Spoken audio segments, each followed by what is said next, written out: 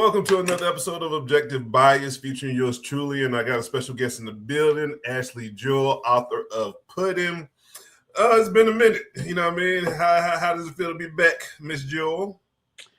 It's cool. I mean, it really has been a minute. It's been years. Right. Yeah, but it's nice. It's nice to be back. Very excited about my book. So happy that you invited me on to discuss it. Definitely, and that's the reason we're here. As I mentioned in the beginning, I have now published author Ashley Jewell. On my episode, we're going to talk about her book Pudding, what led to her publishing this, writing it, and all of the above. So let's jump right into it. What made you or what motivated you to write this, share your story when it came to past trauma, holding yourself accountable in some instances, and just your the things that have been the foundation of your upbringing up until your age now? What led you to writing this book? So this book has actually been in the making for years now. For about the last, I'd say, 4 years or so, I have made several attempts to try and write the book, really starting in 2023, but it just never felt authentic because I didn't have a clear direction. I was still going through a lot of the healing from, different traumatic experiences that were happening in real time with the people that are characters in the book. And I put it out my head. I was like, well, maybe this is a mistake. And an old friend had reached out, their sibling, and I ended up on the phone. And she was like, you know what? I was just talking to so-and-so, and we were sitting there smoking. And out of the blue, so-and-so was like, I can't wait for Ashley to write her tell-all book. And this hadn't been the first time that I'd heard something like that. And it was very interesting because another classmate of mine growing up was like, y'all seem like the perfect family, but I could just tell something wasn't the way it should be. And so, I felt like I didn't have all the pieces to the characters in my life that existed through time. And it was her telling me that there was a family member of mine that was secretly fucking men that made me go like, oh, wow. Like, I'm really not getting all the clear. Hold on, let me sit up for that. What you say? That fucking man, huh? Damn. But go ahead. 20-something-year-old boys, but within his 50s, 60s. And so, a lot of my own personal family lore was coming out in the conversation, and I had no clue. And so I said, okay, I need to figure out how to process that. And then a few months later, I ended up on the phone with a family member who said the same individual that was sleeping with men had also touched on kids in the family. And I'm like, this is just a lot, Right. And so, after processing a lot of where I come from and things like that, for me personally, I realized while these things are painful to understand, where do I play the role for my own success and self-destruction? And how can we bring that back to the forefront of, okay, I can tell these stories about things I've seen and experienced, but let's also learn how to hold space for accountability, because you can't do anything about what happens when you're a child, right? You're very limited in that. Mm-hmm. And like I've joked on TikTok, I didn't know CPS existed or they'd be in jail. Yeah, right. But now that I'm an adult, a lot of my plot is based off of my own life choices. Right. And so that's where it came from. I started understanding that my direction was, I finally have gotten to a place where I'm having very consistent healing, and I want other individuals to be able to experience that same feeling of, I processed it, I sat in it, I cried through it, I screamed, I laughed, and I'm past it. It's a very small voice in the back of my head. It no longer creates resounding voice that I'm constantly struggling with. So that's really where the whole idea of writing it was, when I found the vision of wanting to help others heal the way that I learned how to heal. That meant for me, it was time to write, because it was no longer about what everybody did to me, but it was about the entire experience as a whole. Okay, I get that. Mm-hmm. I do appreciate that explanation. Now, yeah. For the ones that say or think, why is she putting this in a book versus speaking to a therapist? To those type of thoughts or questions that would never be asked. You know, it'll be talk behind the scenes, behind your back, or amongst other people that have connections to you. What would you say to those questions, as far as not speaking to a therapist, having your own inner circle to speak with, and putting it in a book? What would you say to those people, or how would you answer that question? For me, I'd say I'm happy that you are in a space where you want to keep it all in. Every skeleton's not meant to come busting out the closet, you know what I'm saying, with, you know, glitz and glamour and look at me, look at me. But we all have to know what our purpose is on this earth. And Right. my purpose, my destiny has never been to exist solely for myself. I haven't been like that my entire life. And so with that being the case, my testimony wouldn't be any different from any other part of my life where I am vulnerable to those that are, you know, to the public, to those close to me, if it means that it's going to help them learn how to heal themselves. So for people who are like, why would you put that in a book? That's fine. I just was speaking to someone else and she was like, I wish I could tell my story in a book, you know? And it's like, okay, well, guess what, sweetie? That's what the back of this book is for. So you can tell your story in it and it's for you personally and you're still able to get it out. But you know, I'm not interested in people's judgment. They can, like I said in the prologue, if if it doesn't resonate with you, then at least you got a little bit of tea. But everybody exists for different reasons. Some people are, afraid to live in their truth, and others just say fuck it and say what needs to be said and then are done with it. I love it. Yeah. So one thing I noticed that you did, and I felt like it was intentional, it was like you were having a conversation with the reader. Get your wine and this, that, and the third. What made you want to be, I guess, not conversational, but making it feel like as if it was a personal experience, like you was really just talking to somebody, whoever was reading your book? Once I became grown, some of the characters in the book, myself and other people who are not included in it, we would have wine nights, right? Mm-hmm. Once we were headed towards 30, in our 30s, we would have these wine nights. And the whole point of the wine night is we need to catch up on a long list of things that we missed out on because you're momming and you're in school and you're modeling and this is happening. So now we come together and we just tell everything there is to tell. Mm-hmm. And I wanted the reader to have the experience like they weren't reading a book, but they were sitting right there with me and we were just going back and forth about the crazy shit.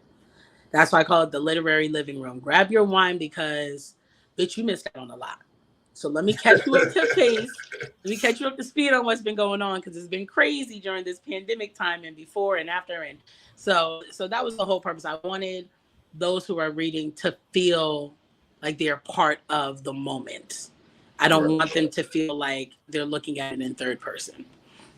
Got you. I know I don't drink wine, so in my head, as I was reading you say that or suggest that, like, shit, I have me a goddamn Scotch infused whiskey. Yeah, I was like, what you getting? Being fucked up. I'll be drunk as hell by the end of the book. That's crazy. Taking another shot. Mm-hmm. You also mentioned this part as far as the back part of your book, at the ending of your book. You left a lot of space for like notes and things of that nature. What was your purpose in leaving that room at the end of the book? So this is a memoir, but then it's also a self-help. And so each line has purpose to it. And so each chapter is affiliated with a section of the journal part in the back. And each chapter comes with questions. In case you don't know what to say after reading something like that, well, let me guide you. What are your non-negotiables when you're dating? That means that's something that if somebody crosses that line, that's it. You cut them out your life. There are no exceptions. Those are things that people really struggle with thinking about. And that was for, I believe it was chapter 1, right? And people struggle to think about that because we're taught to forgive and forget, turn the other cheek, right? You can forgive. Don't forget. You need to let that go. Don't allow anybody to disrespect you like that again. So a lot of times we're like, okay, well, that hurt my feelings or that was the wrong thing to do. And then we leave it. But as far as really understanding what are my non-negotiables, what do I need to make me feel satisfied and happy in any form of relationship? What are things that I wish I could tell myself so that I could forgive myself for the things I've been through? Those are those questions that are in the back of the book. to help people along with digging deeper Right. in the thought process of what it is that they look for as far as healing. Okay. So now let's get into the book itself. One thing I noticed, and of course from conversations we've had over time, Mm-hmm. you made mention of your brother, your late brother, a lot. Mm-hmm. Do you care to dig into y'all's relationship? You spoke very glowingly of him throughout the book, whether it was like a direct letter to him or just Mm-hmm. mentioning him in pieces of stories here and there. You care to break down y'all's relationship, and of course, rest easy.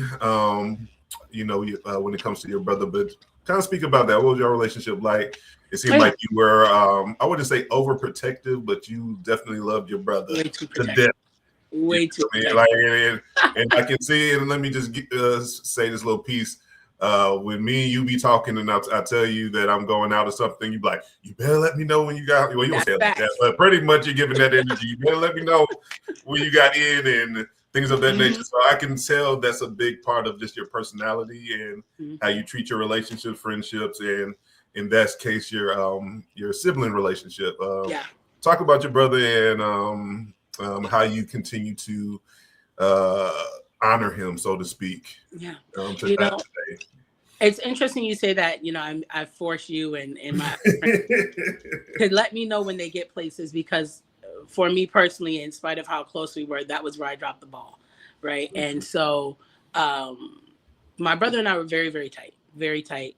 Middle school gets complicated because that's the puberty stages. Oh yeah. So Definitely. until they get to high school with you, they're annoying, right? Mm-hmm. But when he I was 2 years old when he was born. You don't get a lot of memories as a kid when you're that young, but I do remember wanting a sister, and I was like, fuck did y'all bring home, because What did y'all bring home? I didn't sign up for that. What is this? Where's the girl? You know what I mean? Yeah. I'm surrounded by friends that have sisters, and I'm a little jealous. You know what I mean? I'm a little envious as a kid. I'm like, finally, one's coming is going to be a sister. It was a brother. And but the minute that he got here, I think that once again, I call myself an old soul. So literally, I was on his ass from the minute that he showed up, making sure he was good, making sure he was safe all the time. It was ridiculous. It was really bad. I fought his battles, the whole nine, and he would get in trouble a lot because my father felt like he was soft, like he was like a sissy. You know what I mean? Mm-hmm. But my brother just was very that fuck nigga. That fuck nigga. But yeah, we don't get to that motherfucker. You know what I'm saying? Yeah. I'm sorry, but I'm sorry. Not the crash out. But he was very critical. He's a very critical individual because he's a very insecure man himself because of how he was raised, how he grew up, which I didn't really go into too much about his personal life on there in the book. But my relationship with my brother, we were very, very close. My name that was given to me by him was Sister. He didn't call me Ashley. He would get into situations, I fight his battles, he'd get in trouble because I fought his battles. So it wasn't until we were in close to middle school, right? And I got tired of my father constantly getting on his ass for things because he was just a good kid, right? Just a good kid, like to have fun, go out, play, that kind of thing. And I sat him down one day, and we're about 9 and 7. And I said, listen, I love you, but you can't call me sister this year coming up. That shit's out the door. You call me Ashley. You fight your battles. We're not doing this no more. And interesting story about the type of relationship we had. I was, what is that called? Like hall monitor or whatever. You get that stupid badge and shit. Mm-hmm. And we're on the bus, and this little boy's messing with him on the bus. And we didn't live in Trenton, but we lived nearby, to give you an understanding of the kind of environment and school we were in, okay? Mm-hmm. And so the little boy started with him. And they got to tussling. He got to getting his ass whooped. Everybody was like, break it up. I said, don't break up nothing. It's a learning lesson. I'm right here. Life lesson right now. Life lesson right now. He gonna get that ass whooped. He gonna learn it. He's never gonna have it happen again. And once again, like 9 years old, maybe 10. I don't remember, but it was close to the end because it was right before we moved to our final town that we lived in. And I got pulled into the principal's office and they asked me why I did it. And I explained it. They said, well, that's not very much like somebody that should have that kind of badge. And I ripped that shit up. I said, you can have it. I don't give a damn. I'm 19 years old. The program was bigger than the badge. And so, that's how we've always been, where we've always had each other's back. We've always been very present with each other. Our experience in the house, I'm sure, was not the same, but there were things that was happening amongst us that I personally feel like neither one of us knew was happening, And so that's the reason why I did dedicate the book to him, because it was an opportunity for me to speak my truth for the both of us, since his went to the grave with him. But I will say really quick that the reason why I check in with everybody like that is because that is where I dropped the ball the night that he did pass away. Yeah. He was out when he should have had his ass at home, because he was going to see his girlfriend. My ex-husband, who was my husband at the time, was taking him up north to his girlfriend's college. And instead he went out. He got tired. He called a friend of his to see if he could crash at his house. The person told him no. He tried to just push it home, even though he knew he was exhausted, and he fell asleep behind the wheel. And how old was he when he passed? He was 22. 22. He passed in 2012. So I know it's been a little over a decade. But yeah, he was 22 when he passed away. I was 24. And so the call that I got was around 4:30 that morning. And it was a very traumatizing call, because of course it came from my father, and nothing can happen without it being traumatic. Right. So yeah, but that's what happened. He passed away in the night, and he was prone to falling asleep at the drop of a dime. The crazy part about it is that when he passed away, when he fell asleep behind the wheel and the car went off the road, it was like literally feet away from the guardrail. So if it had just stayed on course for like 2 more seconds, he would hit the guardrail, roll back up. But that's life. Maybe in a different universe, that's what happened. But in this one, he went to bed. But when it comes to the relationship that he and I had, we were very, very tight all the way down to the end. The last week before he passed away. He passed away on a Thursday going into Friday, or Friday morning, I should say. And about that Tuesday or Wednesday, we met in town, just pulled off on the side of the road because he needed to bring me my DVDs back. You had them too long. Give me back my movies. And so and this is just like a part of his personality. So he grabs the DVDs. He's like, "What's up, sis?" He runs over to the car, hands me the DVDs. One of them was a movie that didn't come from me. And I was like, "Bro, I didn't hand you Wedding Crashers." He's like, "Well, just take it anyway," right? And he jumps back in his car and speeds off. And I call my husband at the time, and I'm like, "Yo, Theo just gave us Wedding Crashers. Let's watch it tonight." Da-da-da. We all hype.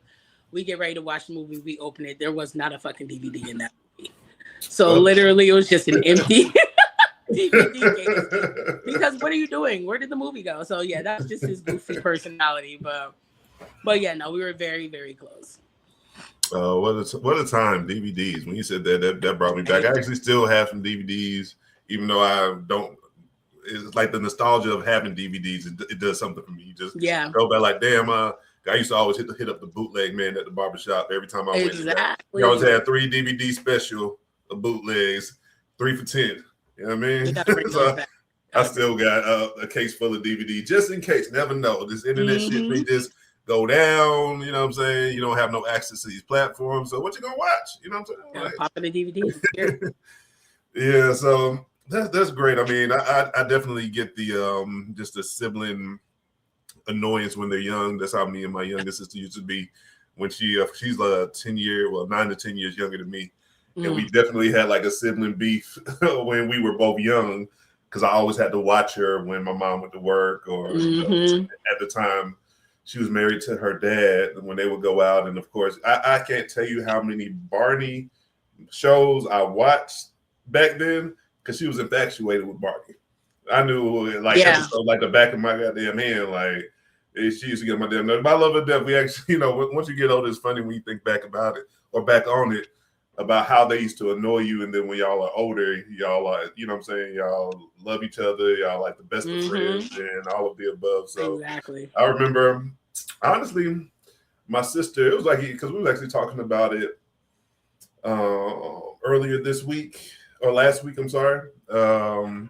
She had checked me one time. She said, I don't think you've been being a good brother. And this is when we were in our 20s. Well, I was in my 20s or early 30s, because I'm 40 now, early 30s or late 20s when she told me this. And I did not take it personal. I was like, you know what? You're fucking right. Let me do a better job of because I've always had this kind of thing that I always stay in my own little bubble, and I'm in my own little lane. And I've kind of always been like that, maybe because I'm the only boy in the family. I was raised by my mom, so I was always around women. I was just, stuck to myself, and it kind of continued until like early adulthood or whatever like that. And when she said something like, you know what?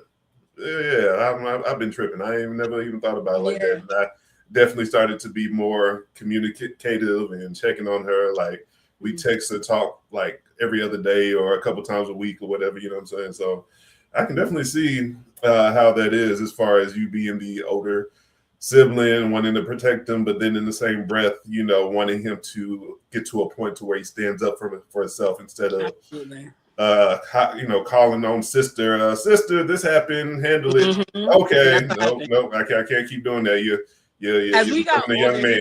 So yeah, as we got older, like I said, that was the last fight that he lost. When it came to the girls, once we got older, and we were like grown and stuff, and he was like, or I can call Ash. I can call Ash, and I can bring her ass down here and she can handle it.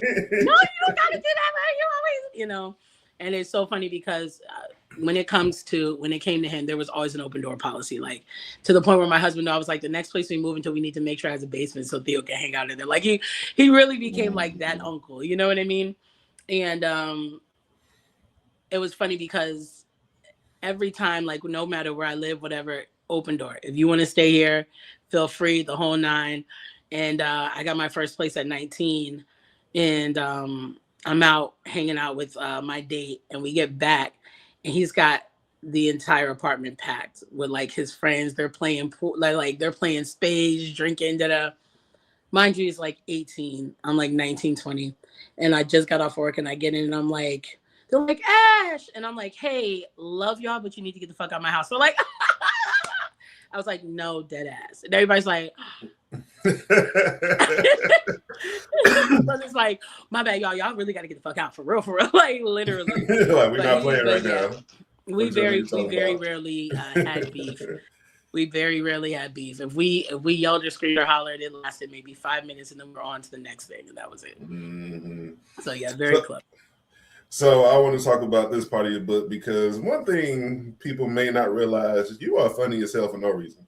I'll just be cracking up at some of the things you talk about or explain, or just your method of telling your stories. Let's talk about when you thought you lost your virginity. You know what I mean? Like, that was funny as hell. You said something about I guess like you had a hole in your panties or some shit, and you just felt like you told somebody. You know what's so crazy? You told your friend that y'all did something. Like, what? Because there was going to be that kind of context, right? I'm not going to say their name, but I reached out to Johnny, and I was like, hey, listen, I'm writing a book. You're going to be in the book, right? And so he's like, I'm like, call me if you need to. He's like, ding, ding, ding, calls me immediately. And I'm like, yeah, you're going to be in the book. So we start going over stuff that happened when we were teenagers, our adult years. We dealt with each other off and on for 17 years, from 16 to 33, right? And so 32, 33. And so I mentioned that, and he was like, I do not remember that happening. And I was like, yes, it happened at so-and-so's house. And it was hilarious because, he was a little disappointed he didn't get as much screen time in the book. But I explained to him at the time when we were on the phone, I said, this is about traumatic situations that happened. I said, you didn't traumatize me. You were just being a silly teenage boy. And his response a couple of months ago was, well, I need to figure out how to traumatize you so I can get in the book. Like, literally. So yeah, no, there are definitely some crazy He- stories there, but that was one of many stupid things that we did because we were both virgins, and so we just had a lot of dumbass virgin moments, like cars almost getting into car accidents and things. And Oh, Lord. we just did a lot of stupid stuff when we were younger.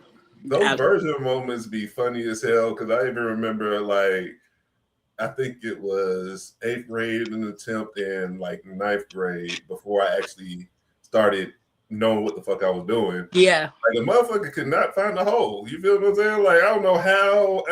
But I mean, of course, because he couldn't. I thought I had. that's definitely a thing. Like that means you're too young to be trying to do this shit. That's what the fuck that means, really, though. But you know what I'm saying? But it's so funny because I've been through that to where, like I said, 8th grade, 9th grade, and then it's of course started to know what the fuck I was doing. But the first 2 times were definitely fails. Yeah. I can't even tell you the story. Like 9th grade, it was a girl I was dating at the time.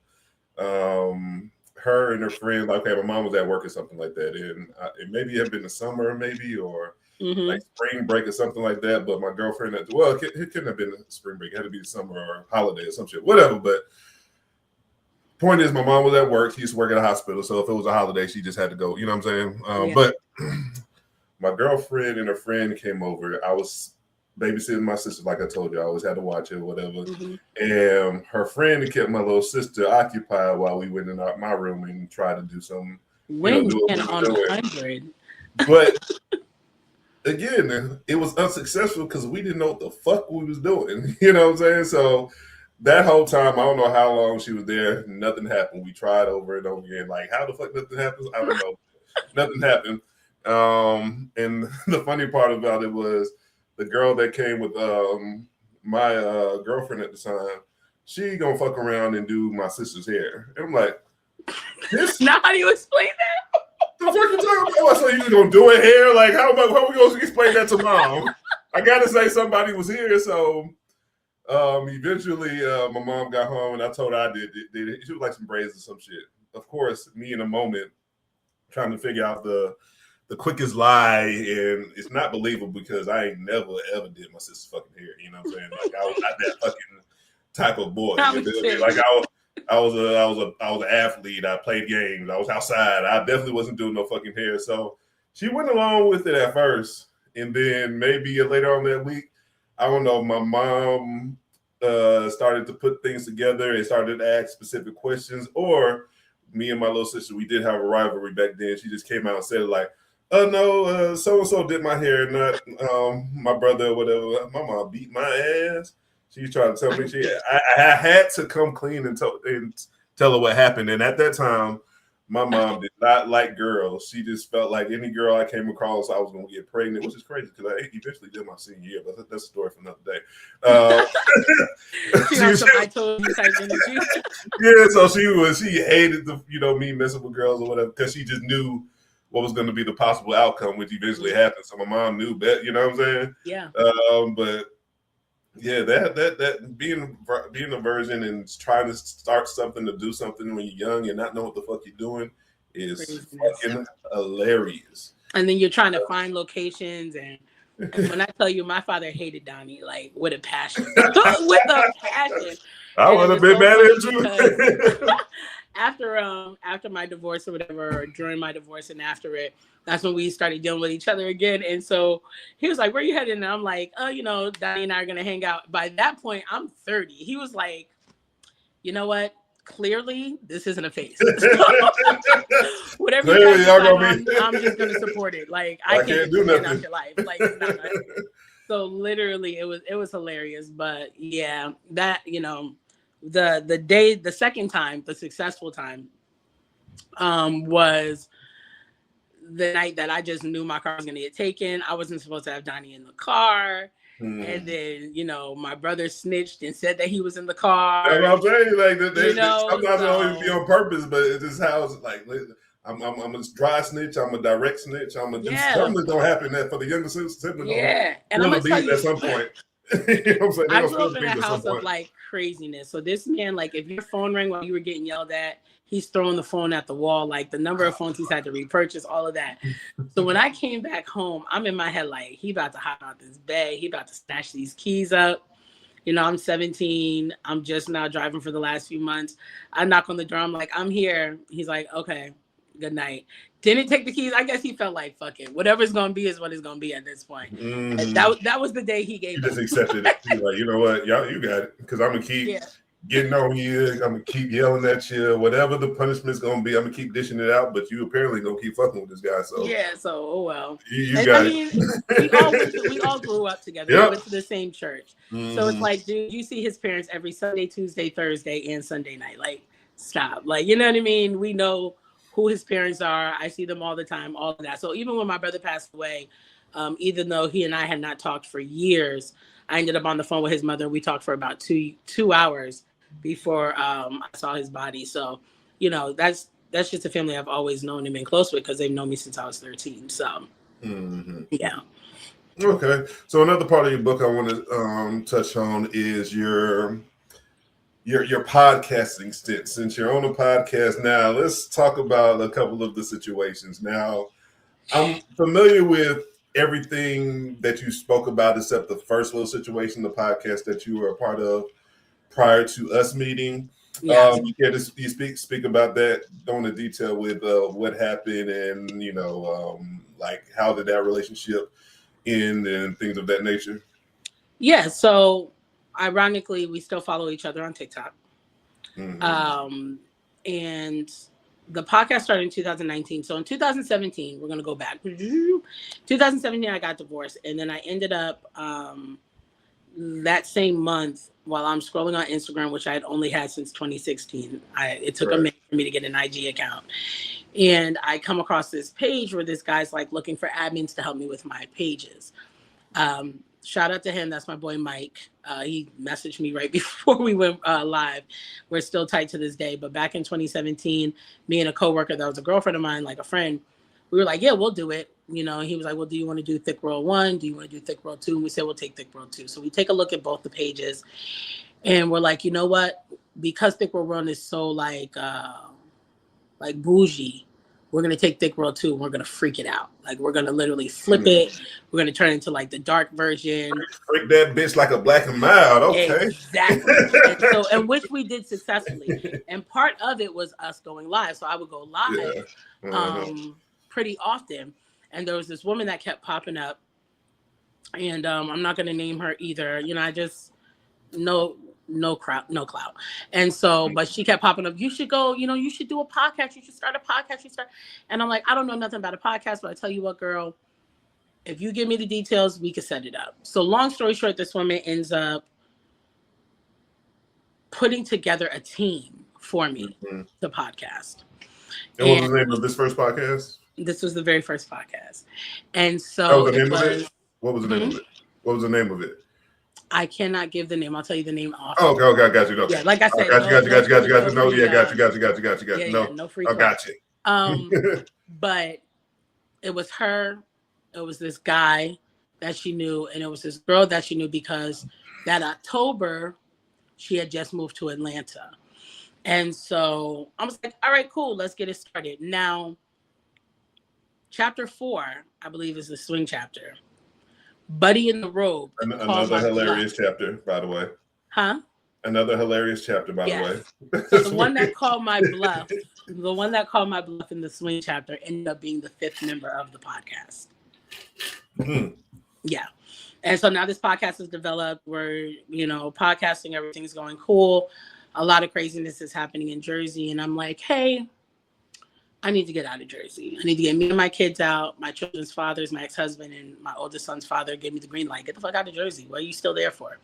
Right. So the same person that created the podcast was like, move in with me. And I was like, are you sure? And she was like, let's go. And so we ended up moving in together March 1st of 2020. We're all still podcasting. And it ultimately, genuinely, I'm not going to lie, it crumbled because jealousy and envy is a very real thing. It is. Definitely. And when you are dealing with people online, a lot of people, and I know you know this from experience, are not who they portray themselves to be. So when people actually meet me and they're like, oh, fuck, you're the same exact bitch that you were online. And I'm like, exactly. Why am I putting on? And so I think that when I deal with a lot of friendships with females, one or two things happen, right? You either rise to the occasion for yourself or you fall flat because now you're comparing yourself to how I carry myself or talk or, my personality. So when you see certain relationships that kind of fizzle out or things happen, there were comparisons there, right? Because for the ones that I talk about that I don't fuck with, I've got friendships that are 25 years and longer. So, that's where it started. The guy from the swing one, he was not being very accountable. So they told me, they was like, you got to fire him. I said, okay, fine, I'll fire him. I will say, I'll tell you the name of the podcast later. Every podcast that I had, I've created the names for. And so they're like, you got to let him go. So I let him go. She then proceeded to quote, push me out of the podcast. And so I was like, no. This is the girl that said, move in with me? That's correct. Okay, yeah. But at which point now, I'm ready to go. Like, her personality, her character, it doesn't align with mine. And I think the biggest struggle was you had two alpha females in one house, and it just made it harder to coexist because her children were forming bonds with me and mine were like not paying attention. Like, they were trying to stay far away from her. My daughter, even though she was young, was like, she didn't like the way that the woman talked to her daughter, so she didn't want to build a relationship with her. That kind of thing. And so I think those kinds of things kind of weighed on her. The relationship I was in, there was a lot. There was too much to even say for her, what I mean? Right. The time that we had. But that's where it really came down to. She essentially combusted the entire podcast. And so when they asked me, oh, are you coming back? I told them, I said, you know what? I said, here's what I'm going to do to you. I said, you can have the podcast. You can have the name. You can have the LLC. You need to delete every podcast video that I'm in. Start from scratch. Let's see if you can do it the same way. Let's see if you can still do what you're doing without me there. And so that's what happened. And it ended up being 3 of them left. And then she eventually pushed out the other female as well. And then it was just her and the guy. And they're the ones that still manage the page and have created the TikTok. And they have their own tea, but I'm not going to tell it because I'm not trying to have anybody knock on my door and serve me. So I got you. You know what I mean? But I will say that was not the end of her manipulation, games in people's lives, because then she did it in his as well. Cool. So the next one I want to speak about is one that we had mutual, I guess, not interest, but mutual experiences with. The one I met you through? Yeah, yes, ma'am. Because you did say my name, but of course I was a friend that you were speaking about during this. Absolutely. This part of it. So would you like to get into that? Because I do have some things to say about that. You want to start? Context. Well, I can start from my perspective, and then you can tell your side of things. So okay. This individual actually reached out to me on I believe it was Instagram. I'm not sure if it was Instagram, Snapchat, or something like that. But she reached out to me about podcasting because I apparently was podcasting before her. So initially, how we met was her asking me about podcasting, how to get into it, things that she can do. Pretty much asking for advice. And of course, at the time, my response was more so, this is what I did, but with podcasting, it's whatever you want it to be. You know what I mean? You could literally just record your voice on something and put it on something and label it a podcast. You can have visuals like this. You can, whatever you want it to be. You can go live and call it a podcast on social media. It's really about, what you want it to be. So that's how we met or whatever. So we were cool. And as you mentioned in the book, unfortunately, she was crushing on me, which I can understand, but we're an adult. We're adults, and this is how we met through this lane. So our relationship was podcast based. It wasn't something that I was interested as far as where she, wanted to take it. I was just strictly a platonic friend to her. But of course, she wanted more, and I'm sure that played a factor in me and her no longer speaking, as y'all no longer speak, which I'm you're going to get into that or whatever. But from my end, things became weird when, of course, I invited you on a podcast versus her. Now, I will say she did have me on a couple of her podcasts, but the way I operate is I'm just not going to have you just to come on because we cool. Like, it just has to make sense as far as the content and what we're talking about. Unfortunately, and I say this very respectfully, she just was boring as fuck to me. You know what I'm saying? So for me, it was always hard for me to figure out what show or where could I fit her in, because from her content, what she liked, you're a monster. where the content that she pushed was always talking about relationships. Yeah. Obviously, I never talk about relationships on my shit. That's not my platform. You know what I mean? Like, of course, I have one story or one episode when I talked about my high school heartbreak, but that was just a story and an experience, not necessarily how I operate and what I'm looking for, or what I got, or what, you know what I'm saying? Like, I don't do that. That's just not what I do. So for me, unfortunately, I could not find an episode. Like, I mean, of course, it was going to happen at some point in time. Like, I'll give you an example. And I talked about this with you in the past or whatever. Like, there's this gay guy that I work with or whatever. And he was like, oh, Ace put me on the show or whatever. I'm like, I got you. He cool. You know what I'm saying? Yeah. He's very personable, but again, I don't know where I'm going to fit you in, but I got you, bro. So maybe after a year of me podcasting solo, because I was in a group prior to me going solo, P-Valley was getting popular, and the Lil Murder or whatever his name is, the character in P-Valley, he was battling being a rapper from the hood, but like men or whatever. I was like, oh shit, this is a popular popular series. I know he watches it because I've seen him post about it before. He's a gay black man. Hey, I can bring you on for this. Let's talk about the show and, how it is, being a gay black man or coming out. You know what I'm saying? Because, it's something that we can correlate to or whatever as far as the conversation. So, again, it just popped up. It happened. That's what I was waiting for with her. But, of course, because of her infatuation with me, she didn't understand that. You know what I'm saying? Yeah. So, of course, you came on a couple of times, and she felt some type of way about it. And I wasn't aware of it, but I noticed that me and her hadn't spoken, or the conversations were, kind of dry or whatever. So I just asked her, what's up? You know what I'm saying? Just kind of like you, when I have a friendship with somebody, I take that very serious, and I can notice when, the dynamic is off, or it's just, I'm getting weird vibes. So I approached her, well, figuratively, I sent her like a voice message or a text or something like that. And I was like, I'm kind of noticing that you kind of are standoffish. What's up? What's going on? You know what I'm saying? Again, we're supposed to be friends, right?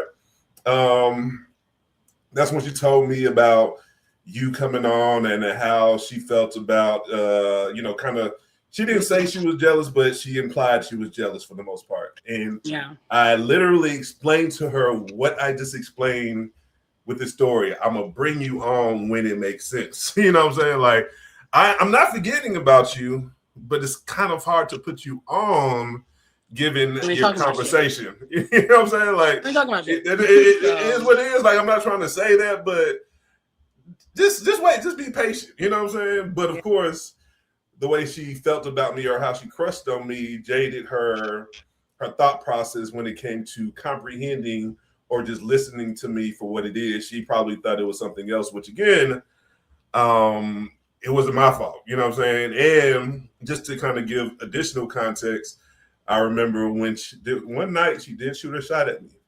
It was like a Saturday night. Maybe she had been drinking or something like that. Because I drink, so I know how the vibes are when you're inebriated. You know what I'm saying? So I forget what she said. It had something in reference to wanting to see me or me coming out there. Pretty much taking our relationship from platonic to more than. So I let her have it that night, because when I say let her have it, not like verbally, like I was spazzing on her. I just let her have it, like, you got it. We're going to talk about this tomorrow. You know what I'm saying? Because I know you're inebriated. You're giving inebriated vibes, and this is probably coming out because you're inebriated. So the next day I hit her up like, hey, you know what I'm saying? You straight. You know what I'm saying? You said some stuff last night. I thought we were just on some cool shit. You know what I'm saying? Pretty much like that. And she was like, oh, yeah, my bad. I was, drinking and this, that, and third. I'm sorry. It won't happen again. But the reason I said that is I wasn't mad at you, but I'm just saying, like, hey, bro, like, this ain't that, and that ain't this. Like, respectfully, like, listen, what's up with that? You know what I'm saying? So, but I said something so you knew respectfully, like, I value our friendship. It's not going to be more than that. But let's nip this in the bud right now, respectfully. Like, I ain't tripping. I ain't be like, ew, nasty. You know what I'm saying? I ain't about to do all that. It's just we ain't on that type time. You feel what I'm saying? So I did the adult thing and just said, hey, what was that? You feel me? Like, that was that. So fast forward to when me and her friendship all the way dissolved. Of course, it was because of you. I remember she had hit me up because of you. I remember crazy. That's what's so wild. It didn't make sense. It didn't make sense. But she had hit me and was like, I heard Ash is talking about me on the page. I was like, I don't see nothing. I haven't seen nothing, and we definitely don't be talking about you. She hasn't said nothing negative about you because you never have said anything negative about her. If we don't keep it a buck, anything that's been said has been the truth, and the reality is the reality. Fuck, you know what I'm saying? That's fact. So I'm like, I haven't seen anything, but I'll go double check, and if I see something, I'll relay the message. You know what I'm saying? But I doubt that she has said anything about you or anything. Can give a caveat that she's never been blocked. Okay, so there was nothing for her to have to hear about. Bitch could have just went to like literally. You're not. That's why it still was confusing because, like, again, why are you, hitting me up? So I kind of felt like that was her way of choosing violence towards me by bringing you in and trying to, whatever. But went to your page just to double check because again, I thought we were friends. I don't see nothing. I haven't seen anything, but if I do see something, I'll relay the message. But ain't nothing to relay because ain't nothing on the fucking page. You know what I'm saying? So I double checked. I double checked. I've dealt with people who constantly like there's this need to create a beef, a grudge that doesn't truly exist because they can't control me. I'm so sorry. That's what it is. Because they can't control me. You get what I'm saying? And one thing about it, and I do think that she was part of that confusion, is that when you prevent people from overstepping your boundaries, now you're the problem. I think that part of the issue was that you and I were doing lives. I think another major issue was I had gotten married. And she was never my friend. Let me go ahead and just stress that. I can separate church and state. She was never a friend. She was always a colleague to me, a business partner. I had her back like chiropract, but no. And so a lot of things that were happening in my personal relationship, she had no clue about. Whereas other people were like, why are you getting married? That man's an idiot. Like, what are you doing? She didn't know any of that. So she's looking at all of these, components, and she's slowly crashing out because that's exactly what it was. Her viewpoint of the narrative of my life that she had created in her mind was nothing like what was really happening in my life at the time, unless we went to the book, right? And so I will say the unfortunate part for her is that I really hope that she's found the healing that she needs, because I will be honest, of all the women I've ever encountered in my entire life, I have never met a woman so envious of people. When I say ever, there is not a single female that she has been cool with without having an issue with, like true envy. She was jealous of my last podcast co-host. She was jealous of our girl Des. She was she just hated every female that she thought was pretty. She didn't have the that black girl magic. She just didn't have it. Yeah, that shit was a very envious, angry woman. And I think one of the main reasons why is because she was really struggling with healing from her own personal experiences. So she just projected it on anyone else that would listen. She cut me off because you invited me on a podcast. But there were women literally telling her like, oh, he asked me to call him and gave me his number. And she's crashing out because you're building business relationships with other people who are online. That's what it is. It's called networking. Exactly. But that is what she was prone to do. There was a podcast episode that streamed live. And a guy that she was cool with at one point came on, just to give context of her true character, came onto the show before all four of us were up there at the time. It was called Rise Your Relax. It's just a podcast. Okay, I can speak on it because the NDA is finally ended. So before that podcast ended, we would go live like 2 times a week. And she had a tendency of drinking too much.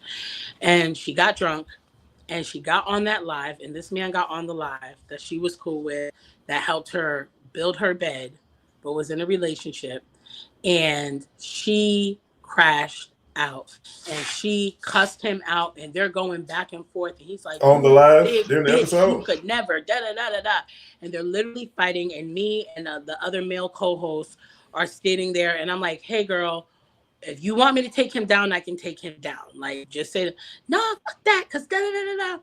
Oh, shit. And it was, it lasted almost 25, 30 minutes. And yeah, it was racking up views because it was so ghetto. Yeah, it was toxic. People love that toxic shit. House. Yeah. And so when he finally got off the live, the male co-host was starting to grill her and was like, so help me understand, you had this man build the bed, but you ain't fucking? Like, she couldn't handle the attacks that were coming at her. Long story short, that's all over, done and said with. Me and dude were supposed to be doing business together. I forget in what component, but he had reached out, right? And I think that's the reason why she got mad. So you were not the first. He reached out to me asking if I could shout out his business. She felt a way that he didn't reach out to her instead. That's how the arguments. Very envious. That was really a real issue with her when it came to things like that. Like, the fuck? It gets worse because after all of it was said and done, a few days later, she said, I need your help. It's okay if you say no. I say, bitch, I got you. Just let me know. But I don't really got her because she's sneaky. She goes, can you please find out his work address and send it to me? Bitch, no. What the fuck? I'm not giving you this man's work address. Yeah, there's an inherent wickedness to her character and her behavior. She really struggles with an accountability, like almost like a sociopathic behavior. But truly, is definitely she finds an enemy in anyone she encounters, from her own siblings to her in-laws, to the best friend with cancer, to the best friend's husband, to the co-workers, to the podcast co-host, to the other co-host. I mean, it is her against the world. She that's thinks really that how everyone it is felt. against her. And that's no, go ahead. I'm sorry. No, and literally, like, it's not even about me wishing her the best. I don't wish you the best, sis. I wish you the healing. Healing, yeah. Like, I don't want you to have the day you deserve, because that could be your last day with the way you behave. I want her to get to a place in her life where she is ready to heal and not keep carrying it, because I've seen someone behave like that, and the woman is now in her 40s, knocking on 50 with no kids, no man, no nothing. And it's hard to watch people destroy their future because they can't let go of their past. Yeah, because she definitely put a nail in the coffin when it came to our relationship or friendship because of you. Again, y'all had y'all issues or whatever, which I knew nothing about, which I should not know anything about. That's woman's business. I'm a grown ass man. Whatever y'all got going on, but it's between y'all. It's not my business or whatever. You knew we had beef before I knew. That's what I'm saying. Like, you know what I'm saying? Like, why are you trying to involve me in whatever it is y'all got going? And I wasn't asking any questions. Again, it was none of my business. Yeah. I did not care. I did not want to know. That's when, you know what I'm saying, when it comes to women beefing or being at odds, I stay out of it. You feel what I'm saying? Just like if it's men involved, I think, you know, women should stay out of it. I keep the same energy or whatever. But I just remember, you know, back to what I was explaining as far as the story, when I told her there was nothing on your page, you haven't said anything about her, I'm not seeing anything. That's when the conversation went to, because I mentioned us being friends, and I think that triggered her. because her response was on some shit like, "How the fuck is y'all friends?" She didn't say it like that, but that's pretty much the energy that she gave. I'm like, shit, we just friends. The fuck you talking about?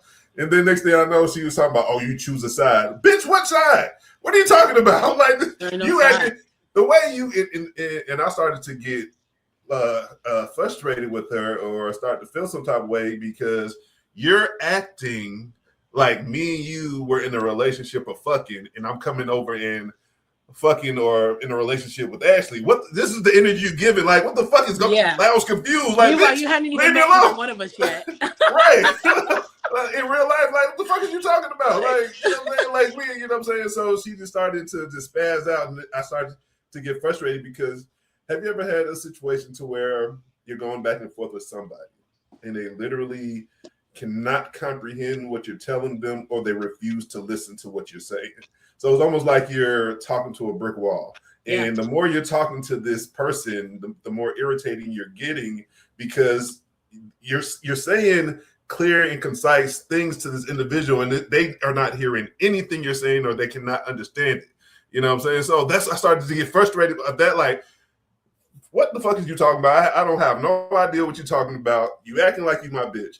Leave me the fuck alone. Like, you know what I'm saying? It was the weirdest breakup you ever had in your life. Right. The shit was crazy. And then I remember noticing she went and unfollowed me on every social media platform. I'm like, bitch, you hit me up about something you thought or you were trying to make up that she was saying that she was not. And then when I say we friends, now you mad at me and told me I chose a side. What side? You act like I blocked you and stopped talking to you or stopped being friends with you on social media. What side did I choose? I'm just friends with somebody, and whatever it is that you have imagined in your head that is going on between y'all, that's you or that's y'all. I have no idea. I'm gonna be honest with you. Looking at the other side of things, I believe the time that happened was around the time that me and my last co-host fell out. And I think that she tried to run and take a bone that didn't exist to rile her up because she knew how impressionable she was. So, and once again, that's another person with questionable character. Love her to death, ain't never gonna hate her, but that is definitely questionable character. Absolutely. So yeah, literally my experience with these podcasters, my thing is this: if you can do it without me, more power to you. But if you needed me in order to do it, then you need to dig deeper in yourself and figure out what about you is stopping you from your own success. All right, that's facts right there. Yeah. And before we go to the next topic, because I want to hit one more before we get up out of here. No, you're fine. Take your time. I still remember when and again, one thing about me, I'm very observant. You know what I'm saying? Mm-hmm. Like, I peep the scene. I just see what's going on, even though it's none of my business. I still notice certain things, even if it is not direct. I can read and sense like energy or potential energy. Because I remember at one point in time, I don't know if it was you and her or just her, but I remember exclusively speaking with her, and she tried to invite me on like a podcast or to be affiliated or whatever, you know what I'm saying? And I respectfully declined because I'm like, I don't know about this because the energy that I see is going to be something, and I don't want to be a part of that. I even remember when she asked me about joining the podcast that y'all had with other two guys. I literally said, I did not know she asked you to do that. I literally said to her, I don't think that's a good idea because I kind of know your personality. I see their personalities. I don't know if y'all gonna mesh. And guess what? That shit ended up, you know, it ended up being toxic or whatever. But you know what I'm saying? Like, I see shit and I'm like, you know what I mean? I don't want to be a part of it just because, like, when it comes to different personalities, like, I can see when shit's probably gonna, you know, motherfuckers gonna bump heads or whatever the case may be. Motherfuckers can be cool, nice, or whatever on their own, but some personalities just don't mesh. You feel what I'm saying? And I'm that's gonna why I saw tell in you the beginning. She was the reason for that podcast ending. Mm-hmm. She was the reason. And unfortunately, what happened was, it was she and I. We had a podcast. The two guys had a podcast. We came together, and the banter was great. And she became the poison in it. And me and the other co-host said it's time for her to go. And the one guy, he had a big heart. He's a Cancer. He said, no, let's just have a meeting with her. Let's give her a chance. And me and the other guy were like, Get Nah, this bitch out of here. it's a And wrap. didn't listen to us. Did not listen to us. And when I got tired of all the shenanigans and all the drama and the messiness, and I said, this is it. And I took her with me. I was like, if you want to do this, da da da. And the one that was the cancer was so livid. And I think he's still upset to this day. Every like at least once a year, he talks about me heavily on live. Mm-hmm. But the reason he was so upset was because he knew he fought for her, but she didn't fight for him. Right. And it was like, listen, I hate to tell you, but we told you to drop her ass. We saw what the vision was, and you were trying to be a Samaritan, and we're doing business. We're not at a food bank. This isn't, you know what I mean, a shelter where we are feeding people. This is our business. We are trying to make something of this, and you are letting poison seep in, and it became extremely cancerous, and the entire thing imploded. And it literally started with her drinking heavily, not being able to keep up with the conversations, not being able to read, like literally could not read, could not sound out words. So it was a mess. It was a mess, and it had a lot of potential, but literally, like they say, potential is what you would do if you were in that situation. I was already doing it, so it just was what it was. But it was a decent setup. She just fucked it up. Just like, and I mean, unfortunately, she lends to the cliche, hurt people, and that's a real thing, and that's pretty much, what and it she's was gonna with her, watch unfortunately. this. And She's gonna watch this because she didn't really actually disappear. She's still watching me like a hawk. She's still watching me like a hawk. That's the kind of behavior of people who aren't focusing on themselves. When you make everybody the problem but yourself, then you're gonna continue to be on some weird stalker shit. Right. And I mean, hopefully she has gotten, or at some point in time gets the help that she needs, whether it's, going to therapy, having some really introspection type of conversations, or even with herself, like reflect. Because I mean, I don't have nothing against her. It just became so fucking weird. And one thing I don't do is weird shit. Like when shit start becoming weird, it don't make sense. I exit left. You know what I'm saying? My last message to her literally was like, I think that we no longer, you be making fun of me talking about I get into my HR. Human resources. I'm like, hey, I don't think we should no longer be friends, because you know what I'm saying? And pretty much the way you acting is weird. Yeah. We should, no longer be friends, erased her. I think I blocked her or whatever. And I don't block motherfuckers for real, but I blocked her number just so she couldn't reach back out to me. Because I'm like, you're not about to bring me into this negativity or this negative energy you got going on. Very low vibrational. And gaslight me. Like, first of all, I'm a very intellectual motherfucker, so I know gaslighting when I see it. So you're trying to gaslight me and make me feel like I'm doing something I'm not supposed to. Motherfucker, bitch, who is you? Get the fuck out, bro. You know what I'm saying? And that's the thing about me. It could be the Pisces in me. If I rock with you heavy, I rock with you. Now, if I don't fuck with you, I don't fuck with you at all. You know what I'm saying? I don't have to dislike you, but fuck you respectfully. You know what I'm saying? Yeah. And that's it. But anyways, that's that. The podcast stories. So the last thing I want to get into, is the climax of your book, I would say, when it comes to you speaking about your parents. You were really, when it came to your mom, it seemed like it was more of, Mom, I'm disappointed. Why did you allow this to happen? Why didn't you, stand up for yourself? You came from, I believe, a good background when it came to, your parents and the education level that you received, and for you to fold so many times when it came to the narcissistic husband, my dad, your spouse, you just folded in multiple occasions. Speak on your mother, as far as like, I don't think that you're mad at her directly. You're more so disappointed in her not being, having a backbone when it came to, protecting her kids and, not allowing her husband to pretty much have a toxic environment always. Kind of speak about your feelings towards her. Like you just said, you dislike her. I dislike my mother. If we were not related, we would have squabbled a long time ago. And even going back to the whole podcast, like, I'm a retired crash out. So at any time I can come out of retirement if necessary. So and it is not a fun look. It's a scary situation. Normally I feel bad at the end because if you take it too far, I'm taking it to hell. Parent or not. And so, you know, just a quick, run through about her. My grandmother worked for the NYPD. My grandfather worked for the city as a bus driver.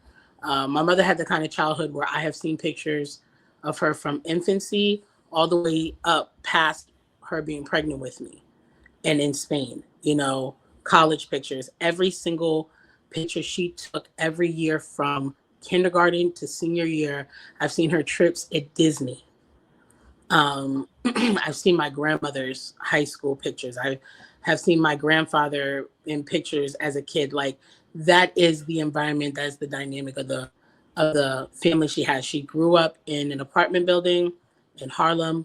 Her cousins lived on one floor, she lived on the other. Her uncle was the pastor. She sang with my grandfather. They listened to Bill Cosby on whatchamacallits, the big whatchamacallits, cause not cassettes. I don't know whatever. And that's the life, right? That's the life that she lived, where she had this relationship with both her mother and her father.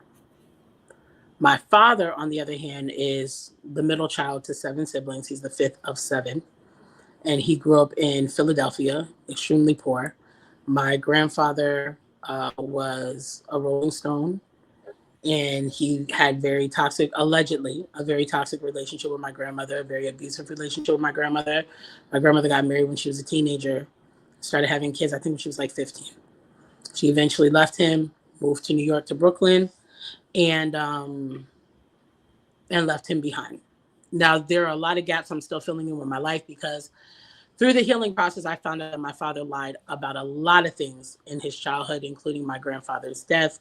I was made to believe that my grandfather died when my father was a teenager, when the man actually died a year before I was born.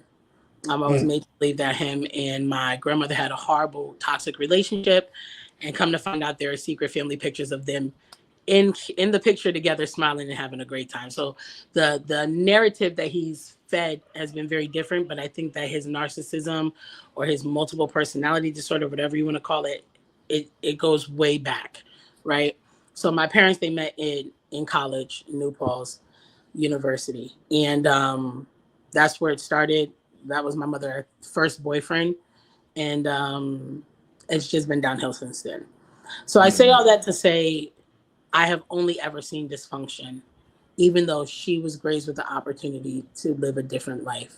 I don't know if my grandparents had a dysfunctional relationship with each other, but I know for a fact they didn't have one with her ass. Right. And so her ability to balance being a mother and being a wife, to me, has always been a struggle for her. And this is why, like I said in the book, there's a question about what are your non-negotiable boundaries? Because how much do you take before you say enough is enough? How much do you allow before you say enough is a fuck enough? And so my relationship with her has always been very dry,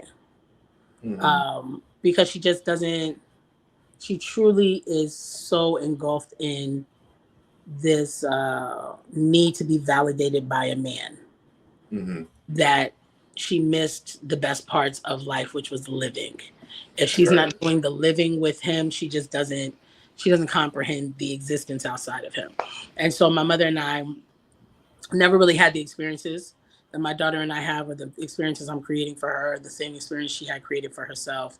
And I'm grateful to be able to stop it where I'm at and not be that weird parent, like, well, it happened to me, it'll be okay. You know what I mean? Like, I'm not doing that. Not breaking the generational curse. Absolutely. But the fucked up part about it is, hard on the fucked up part, it wasn't a generational curse. And that's where the resentment comes in that I have for her. Because it was never generational. You created that bullshit. My grandmother, my paternal grandmother, has 2 daughters, 5 sons. She was close with both her daughters. She was close with all of her sons. My grandmother on my father's side spoke to all her kids every day until she passed away at damn near 80. She was 79. Every day.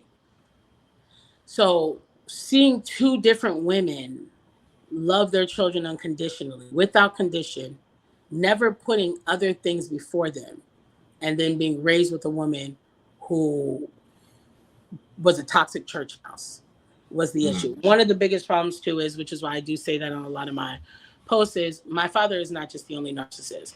If she wasn't one before, she damn sure is now. Which is where that chapter comes in with me being called a disloyal bitch. So because there's a lot of toxicity. So whatever he took out on her, she took out on us. And we finally got old enough to be like, stop that bullshit. Get out my fucking car if that's what you come. Like, you know, and it's a shame because you shouldn't have to speak to a situation like that. And I will say, because she's my mother and she carried me, there's a certain amount of grace she gets when it comes to my crash out. But my father. Yeah, let's get to that motherfucker. I feel for him way more than I feel for her, because he has seen so much of my rage that she has never had to deal with. And that's the difference between. And I feel like he deserves a lot of that rage. You can't go ahead and kind of talk about this narcissist, all of the motherfucking above. You know what I'm saying? The manipulation from him, from things you've told me, even recently from a post that you saw, and you was like, "Oh yeah, I got time today," that type shit. And I remember telling you, like, he probably did that shit on purpose because he wants a reaction out of you. Because a lot of people, sometimes you do have those toxic people that they literally will do something, like you said, your ex-husband, the recent one, how he felt that if you were not arguing with him, you didn't care. There's really people like that like, okay, you're not talking to me, let me say or do something to get a reaction out of you because I need to get something from you. You know what I'm saying? And that's really, it seems like that he is.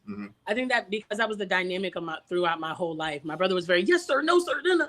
And me, he's like, go up to your room, and I'm slow walking it. Like, you know what I mean? I'm like, whatever it's going to be is what it's going to be, motherfucker. Like, you know what I mean? Because what happened was, when we were very, very young, I'll never forget the first core memory of him disrespecting my mother. We're in a car. We're on our way to church. We're driving. They're yelling. He's yelling, per the norm. He turns around and he says to us, do you see this woman? She is weak. Your mother is a weak woman. Do not grow up to be her. Now, at that point, to me, no, she's not. Till that ass didn't say shit. And then in that same moment, yes, she is. Like, no, she's not. You're like, hold on, you ain't gonna say shit? You're not gonna run us all off the bridge right now? Like, bitch, we on 295. Run us off. It's time for everybody to die right now. That was not the first time he'd done that, clearly, but it also was it was also not going to be the last. So while it was the first time in the car, I was just like, what the fuck's going on here? Like, mind you, like I said, the first time I heard him talk shit about me, I was 3 or 4 years old, right? But now it's like, whoa, like right in front of us, like just no regard for anything. And this is why I say, I do. There's parts of me where it's just like, damn, it's a shame that happened. There's a quote that I love by the Clips on Lil Wayne's album, Swiss Beats album, but Lil Wayne, whatever. And he said, how are you going to raise a savage and then deny the rabies? And that right there sums up the dynamic of what happened through time with us, because he raised a savage and tried to deny the rabies. In the same car ride, the way that the more things change, the more they stay the same. In 2019, right before I moved, an incident happened with my ex-husband where I had explained to his mother, my kids cannot go with him. And she let him take them for the weekend anyway when they're supposed to be at her house. She knew, my father knew, the ex-husband knew. The cops got called on her, pulled her over while she was trying to sneak and go get them. I get in the car with my father. And for every car ride that I ever heard him disrespect my mother in, that had to be the worst experience he has ever had in his life, because I cussed him from here to Timbuktu, and I told him, I will fucking kill us both right now. Don't play with me about me, my kids. I literally went berserk. And he drove in that car silent, and he got the same tongue lashing that he let us watch him do our entire lives. And then my ex-husband ended up on the phone, and he's quiet. They're trying to talk back and forth. My father's crying. He's like, yo, this woman's really gonna fucking kill us today. And he's like, I have Ash in the car. And my ex-husband's like, hey, Ash. Nothing. Silence. So he hangs up. He in the car with the kids crying, meeting us. My father's like, I'll never tell anybody this ever happened. I don't give a fuck. You don't have to say shit. So literally it was such a full circle moment. And it's nothing to be proud of. It makes me very upset and disappointed even all these years later that it even went down that way.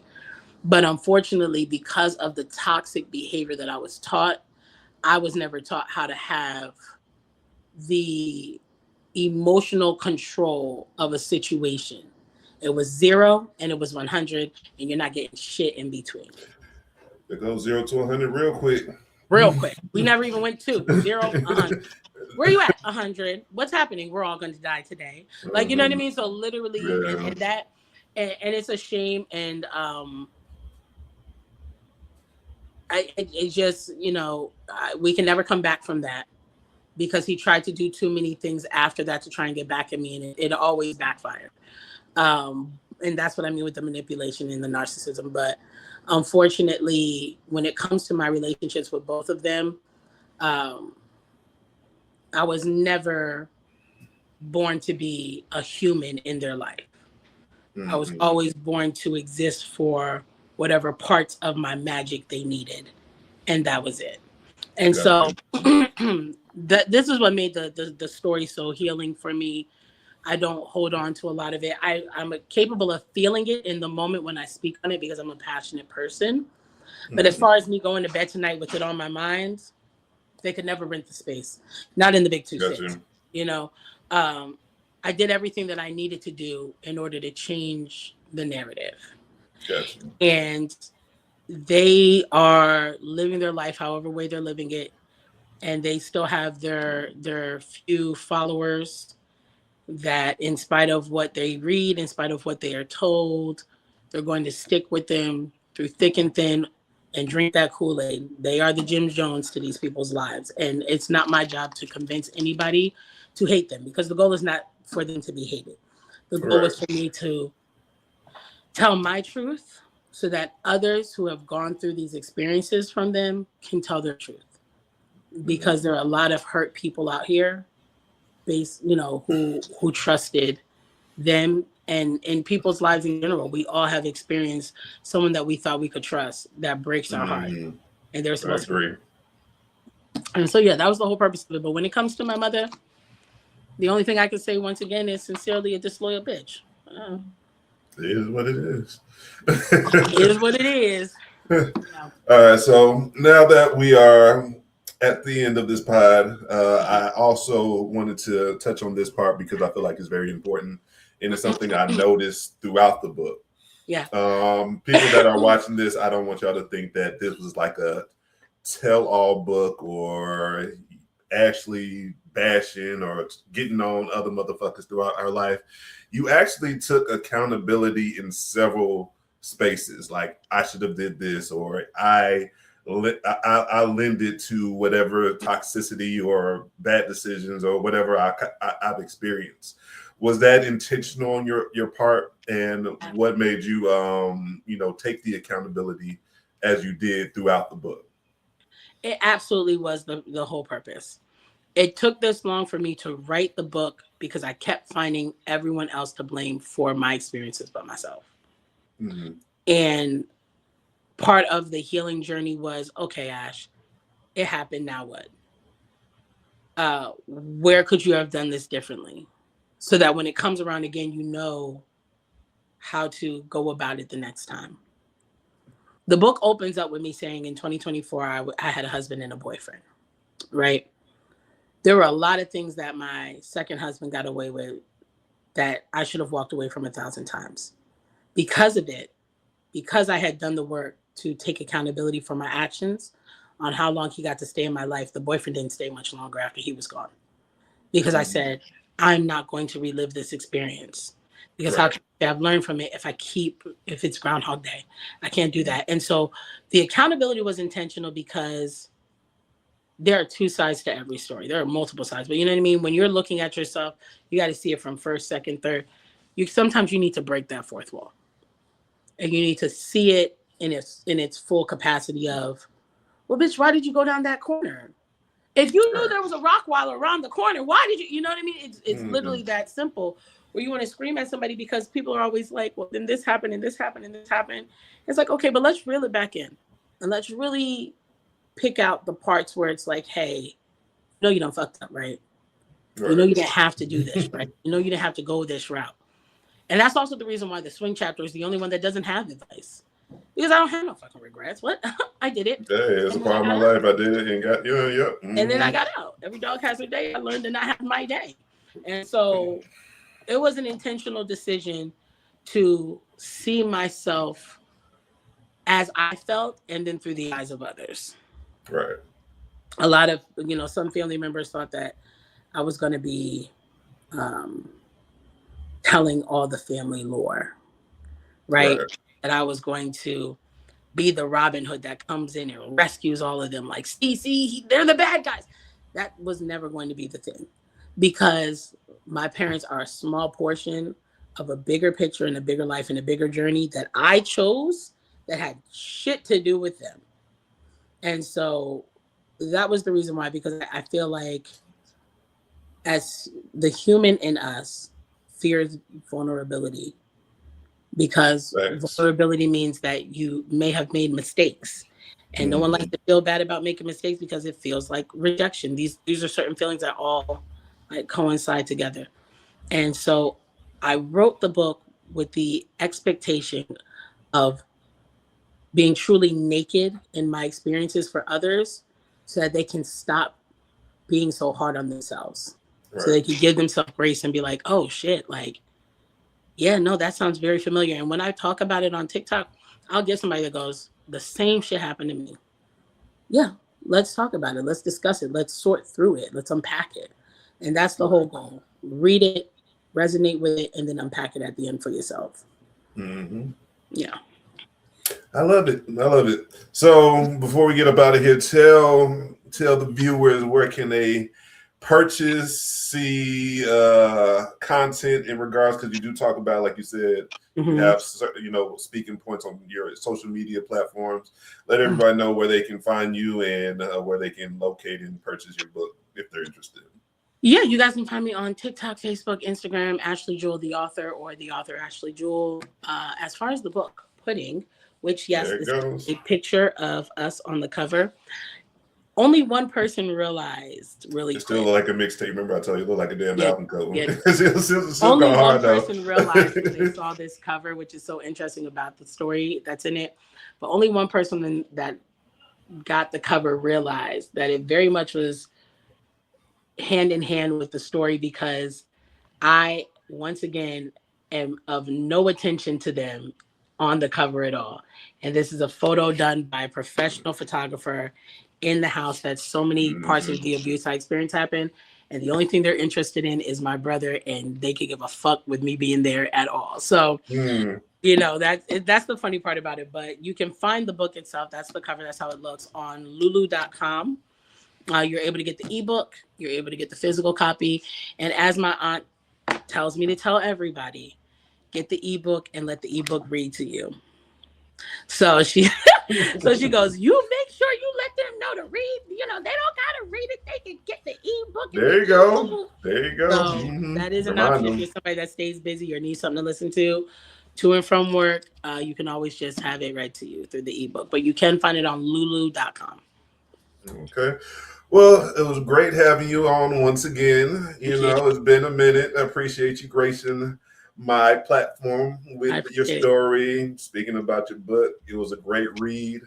Like I told you, you even was surprised I got through it so fast. So I could have got through it faster, but you know how I am with my multitasking. You was taking your time. You feel me? But again, I appreciate you coming on. And everybody, get the book Pudding on lulu.com. Thank you. I appreciate it was great having you.